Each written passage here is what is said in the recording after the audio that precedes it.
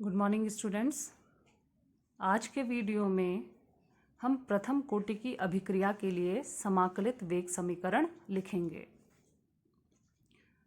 तो आप देख लीजिए, जैसे हमने शून्य कोटि की अभिक्रिया के लिए समाकलित वेग समीकरण लिखा था, ठीक वैसे ही ये है, बस थोड़ा सा चेंजेस इसमें हैं।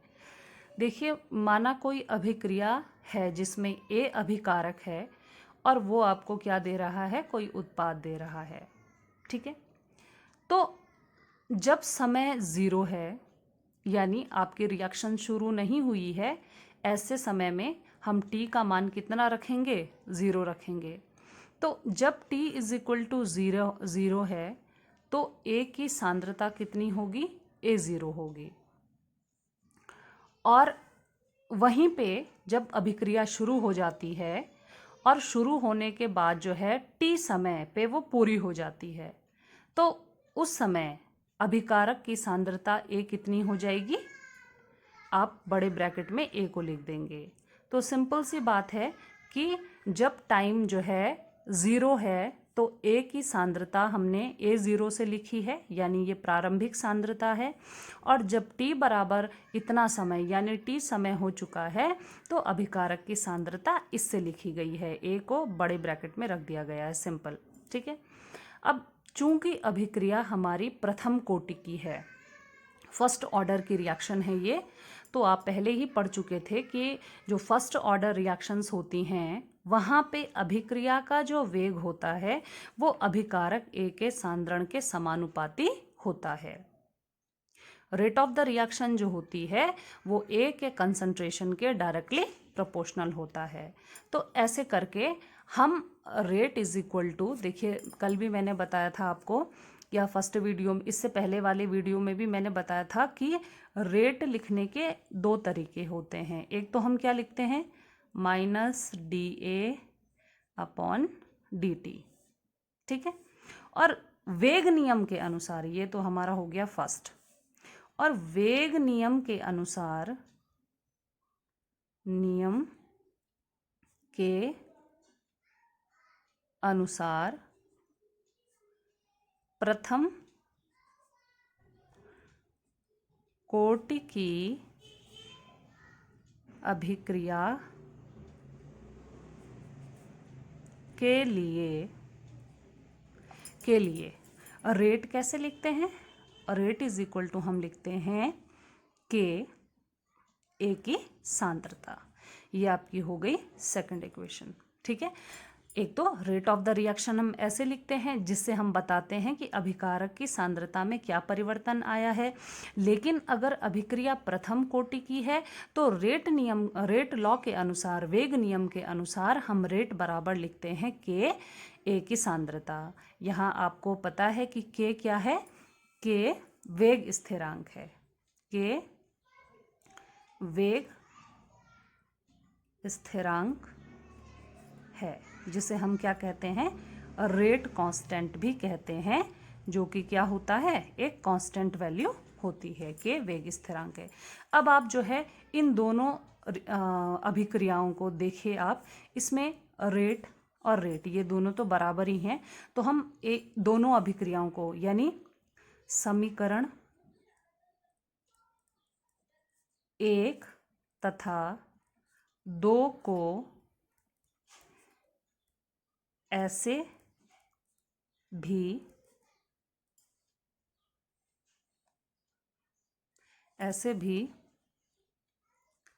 लिखा जा सकता है। हम समीकरण 1 और 2 को कैसे लिख सकते हैं, देखिए आर से आर कैंसिल हो गया, आप इसको लिख सकते हैं minus D A upon D T, यहाँ देखिए मैंने ये उतार दिया, इज इक्वल टू के ए, सिंपल, ऐसे लिख सकते हैं आप। अब आप देखिए कि ये ए और ए ये दोनों एक जैसे हैं, तो जो सिमिलर चीज़ें होती हैं उनको हम एक साथ लिखेंगे। तो आप क्या करेंगे, ए को यहाँ अपॉन में ले आइए और डी टी को इधर ले जाइए। तो हम इसको और कैसे लिख सकते हैं, माइनस डी ए, इस ए को यहाँ नीचे ले आइए, ये हो गया ए, और dt को आप k के साथ एडजस्ट कर दीजिए, ये हो जाएगा k dt, और ये हो गई आपकी इक्वेशन थर्ड। सिंपल है। अब आप इसमें आगे लिखिए समीकरण 3 का समाकलन करने पर। कल भी आपने किया था। समीकरण 3 का समाकलन करने पर, तो आप समाकलन का निशान लगाइए। यहाँ देखिए माइनस को बाहर ले लीजिए, समाकलन का निशान लगाइए, आप लिखेंगे dA अपॉन a, और इधर k आपका बाहर आ जाएगा और लिखेंगे आप dt। ठीक है। अब देखिए शून्य कोटि की अभिक्रिया में हमारा यहाँ अपॉन में कुछ नहीं था, लेकिन यहाँ है, तो ये एक सूत्र बनता है, that is dx upon x। तो इसका फॉर्मूला क्या होता है, इसको आप सिंपल कैसे लिखेंगे, माइनस का साइन माइनस ही रहेगा, इससे ये तो कैंसिल हो जाता है, और ये दोनों जो ये a की सांद्रता अपॉन a की सांद्रता है, इसको आप लिखेंगे माइनस लॉग e, बेस है, एक्सपोनेंशियल है e, और a की सांद्रता। ठीक है। देखिए बच्चों, ये जो होता है, ये जो आपकी टर्म है, ये एक फॉर्मूले पे बेस्ड है। तो उस फॉर्मूले के अनुसार, वो मैंने नहीं बनाया, दैट इज़ अ फॉर्मूला, और उस फॉर्मूले के अनुसार इंटीग्रेशन dA अपॉन a का जो मान होता है या जो इसकी वैल्यू होती है वो कितनी हो जाएगी, माइनस लॉग e आपका बेस है, आधार है ये a की सांद्रता। ठीक है। उसके बाद ये वाला तो आपको पहले भी पता है, हम क्या लिखेंगे k t, और यहाँ पे एक नई वैल्यू आ जाएगी प्लस i। ऐसा आपने पहले भी देखा था। ठीक है। ये तो मैंने कहा था इंटीग्रेशन से d हट जाएगा, लेकिन यहाँ पे हमें एक नई वैल्यू लेनी पड़ती है, क्योंकि इंटीग्रेशन ने रिमूव कर दिया d को, और एक नई चीज़ यहाँ पे आ गई i। क्या है, देखिए इसको मान लीजिए फोर्थ, i समाकलन स्थिरांक है, स्थिरांक है। i क्या है आपका, समाकलन स्थिरांक है। ठीक है। अब देखिए इसके आगे देखिए, आपको पहले भी पता है कि हमने क्या माना था, यदि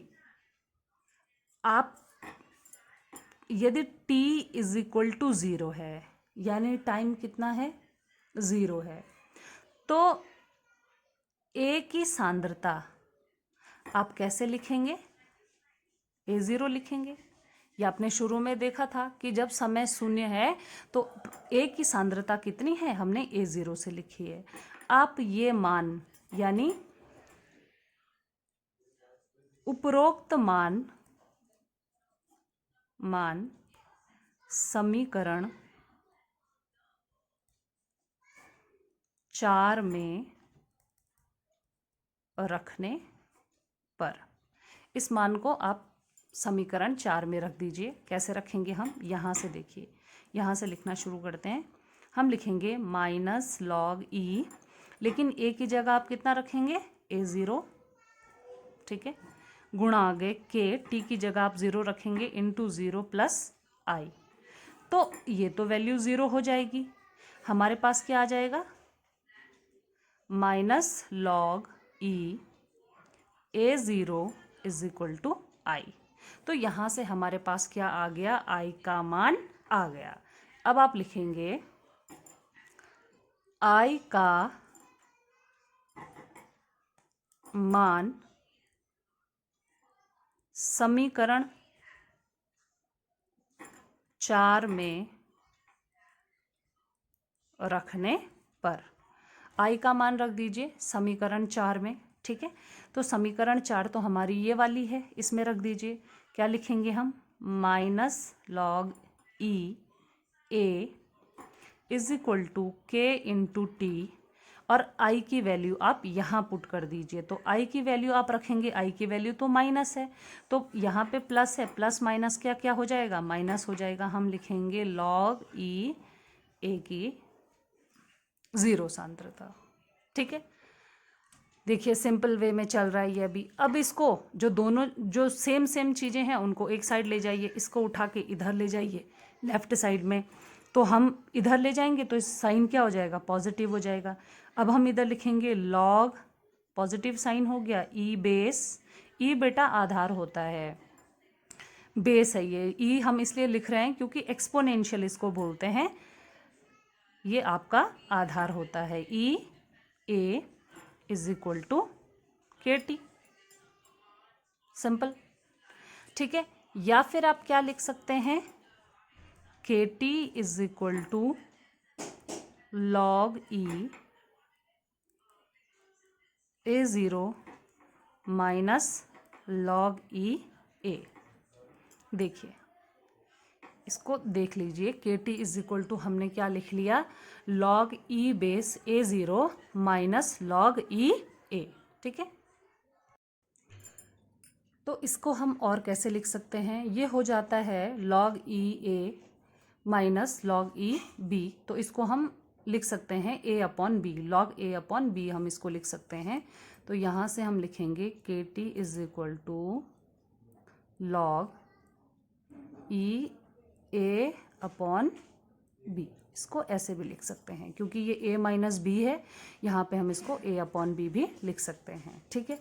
अब यहाँ से अगर हम ई हमको बेस है, ई बेस को हटा के हम इसको 10 की फॉर्म में लाना है, बेस हमको 10 लिखना है, तो के टी इज इक्वल टू हो जाएगा 2.303, ये फिक्स वैल्यू होती है, लॉग 10 ए ज़ीरो अपॉन ए, ऐसे भी इसको लिख सकते हैं। यानी यहाँ पे क्या चेंज आया, यहाँ पे हमने जो ये बेस ई था इसको बदल के बेस 10 में रख दिया, लेकिन इसको लाने के लिए हमें और क्या वैल्यू लानी पड़ी, 2.303, ये फिक्स वैल्यू होती है, ये ले आए हम, ठीक है।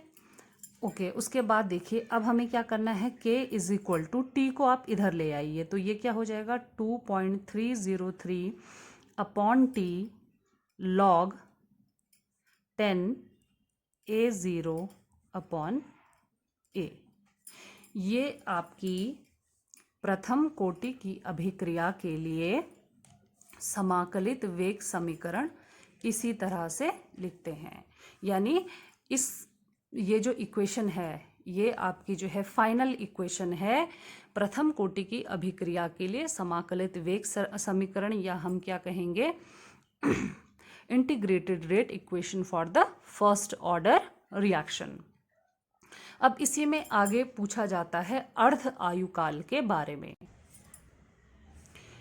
प्रथम कोटि की अभिक्रिया के लिए अर्ध आयुकाल, ये टोटल क्वेश्चन जो होता है ये आपका 5 मार्क्स में आता है। प्रथम कोटि की अभिक्रिया के लिए समाकलित वेग समीकरण जो कि हमने यहाँ तक निकाल दिया है, प्रथम कोटि की अभिक्रिया के लिए समाकलित वेग समीकरण का जो मान होता है वो होता है के बराबर 2.303 T log 10 a zero upon ए, यानी प्रारंभिक सांद्रता अपॉन अंतिम सांद्रता। अब इसी में और आगे कभी पूछा जाता है कि प्रथम कोटि की अभिक्रिया के लिए अर्ध आयुकाल निकालिए, ठीक है। तो हम इसी को आगे फॉलो करते हैं। देखिए क्या लिखना है हमें इसमें, अर्ध आयुकाल का मतलब होता है जब अभिक्रिया आपकी आधी हुई है, ठीक है। तो हम क्या लिखेंगे, सबसे पहले तो हम इसी को लिख देते हैं कि k is equal to 2.303 upon t log 10 a zero upon a, ठीक है। अब हम अगर टी के, हमको तो टी निकालना है, तो सबसे पहले हम इसको इंटरचेंज कर देते हैं, टी को इधर ले आइए, के को यहाँ ले आइए। तो इसको हम ऐसे भी लिख सकते हैं, टी इज इक्वल टू 2.303 के लॉग 10 ए ज़ीरो अपॉन ए, ऐसे भी लिख सकते हैं इसको, ठीक है। अब इसमें हम क्या लिखेंगे कि अर्ध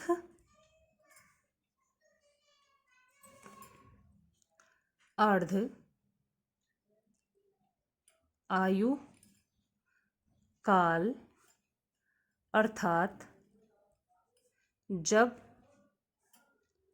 अभिक्रिया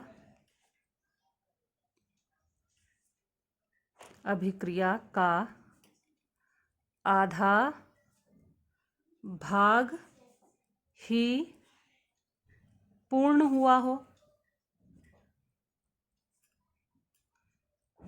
अर्ध आयुकाल अर्थात जब अभिक्रिया का आधा भाग ही पूर्ण हुआ हो। तो अगर अभिक्रिया का आधा भाग ही पूर्ण हुआ है तो ए तो अंतिम सांद्रता है ना, तो आधा पूर्ण हुई है तो आधी सांद्रता कितनी हो जाएगी इसकी, A0/2 है, ये अंतिम सांद्रता है और ये प्रारंभिक सांद्रता है। तो अगर आधा हम ले रहे हैं तो आधे का मतलब होता है प्रारंभिक सांद्रता अंतिम सांद्रता का आधा, इसका मतलब होता है प्रारंभिक सांद्रता अपॉन 2, यानी ए की जगह हमें कितना लिखना पड़ेगा, A0/2, तथा टी बराबर कितना लिखना पड़ेगा हमें, T1/2, या हम ये भी लिख सकते हैं या T/2 आधा हुआ है। तो यही वैल्यूज़ हम अगर पुट करते हैं, यानी ए का मान और टी का मान पुट करने पर, ठीक है, इसको मान लीजिए आप इक्वेशन 5, ठीक है। तो यह मान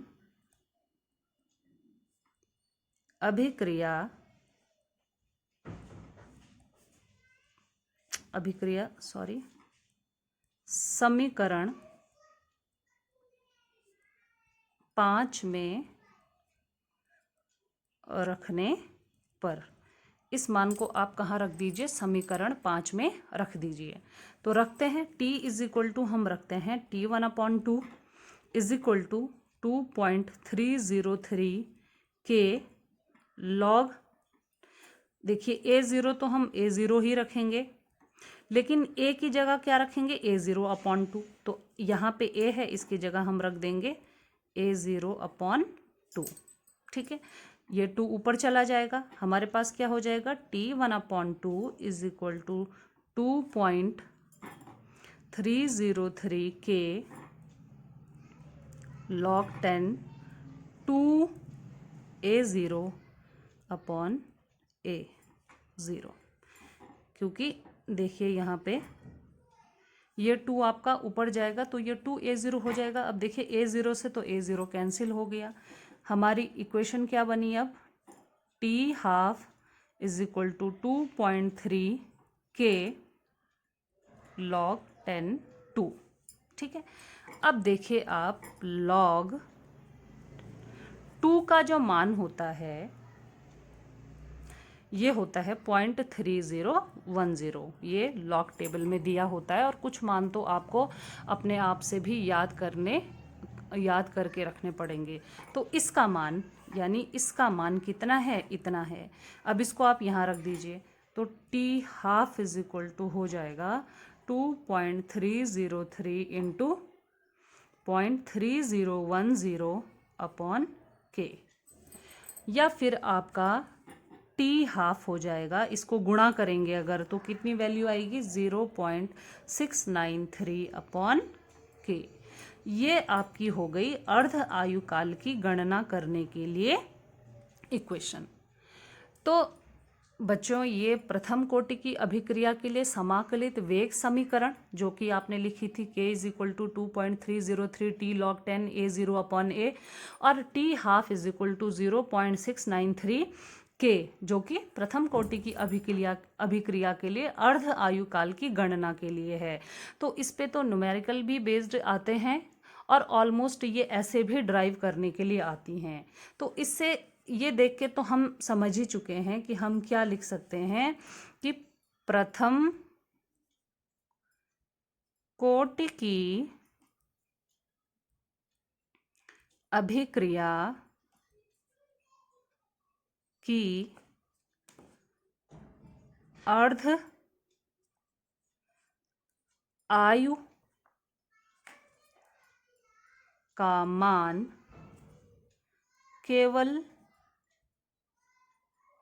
अभिक्रिया के वेग स्थिरांक पर निर्भर करता है। क्यों? क्योंकि ये वैल्यू तो फिक्स वैल्यू है, तो ये किस पे निर्भर करेगा, इस पर निर्भर करेगा, ठीक है। अगर k का मान ज़्यादा है तो अर्ध आयु कम होगी, और अगर के का मान कम है तो अर्ध आयु जो है ज़्यादा होगी। ये बात आप जो है दिमाग में रख लेंगे, और इस इक्वेशन पे बेस्ड आप न्यूमेरिकल प्रॉब्लम भी सॉल्व करेंगे, क्योंकि ये तो ऑलमोस्ट पूछा ही जाता है। तो आप बार बार इसको रिपीट करिए, और ये बहुत इजी है, लेकिन ये हमेशा जो है 5 मार्क्स में ज़रूर पूछा जाता है। तो इसको आप जितने बार हो सके उतनी बार रिपीट करने की कोशिश करिए। तो ये इस चैप्टर का जो है ये लास्ट वीडियो था। इसमें जितना भी इम्पोर्टेंट है वो मैंने आपको करा दिया है। Thank you.